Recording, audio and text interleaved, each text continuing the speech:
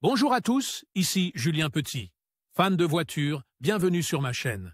Restez avec moi, on va aborder notre sujet du jour sans plus tarder. Marco Carbajal 10 janvier 2021, 18h26 p.m. et l'arrêt de la production de la Dodge VP laisse les fans de toute l'Amérique tristes. De voir disparaître la voiture de sport V10.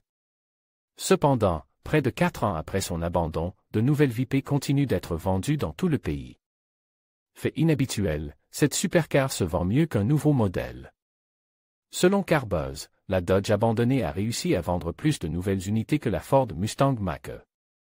4 de ces voitures de sport ont été vendues en 2020, bien qu'il faille noter que c'est presque 4 ans après la fin de la production. Par conséquent, les véhicules actuellement vendus proviennent d'un stock ancien qui reste chez les concessionnaires pendant plusieurs années.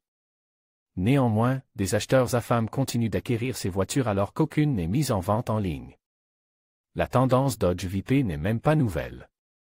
En fait, 5 nouvelles VP ont été vendues en 2019. Selon CarSalBase, 2018 a été une année encore meilleure pour la bête abandonnée avec 19 voitures vendues.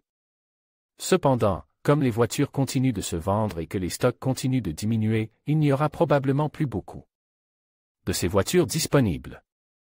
Malgré cela, la Dodge VP continue de se vendre mieux que d'autres modèles abandonnés et même qu'un nouveau modèle. La Ford Mustang Mach-E n'a tout simplement pas pu suivre.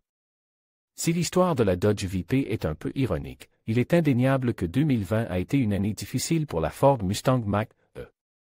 En effet, la première série de SUV électriques devait arriver vers la fin de l'année. En effet, le premier lot de SUV électriques devait arriver vers la fin de l'année 2020. Les niveaux de finition exacts incluraient Select pour 42 895 $, Premium pour 47 000 $ et California Route 1 pour 49 800 $. Malgré ce calendrier, la Mustang électrifiée n'a pas pu suivre le rythme de la Dodge VP. En effet, Ford n'aurait réussi à vendre que 3 de ses SUV en 2020. Il convient de noter que cela ne signifie pas qu'il n'y a pas assez de ventes pour le modèle, il s'agit simplement de ceux qu'ils ont été en mesure de livrer. Quoi qu'il en soit, les livraisons de Dodge VP ont été plus nombreuses en 2020 que celles de la nouvelle Mach-E. Vous pourriez être intéressé par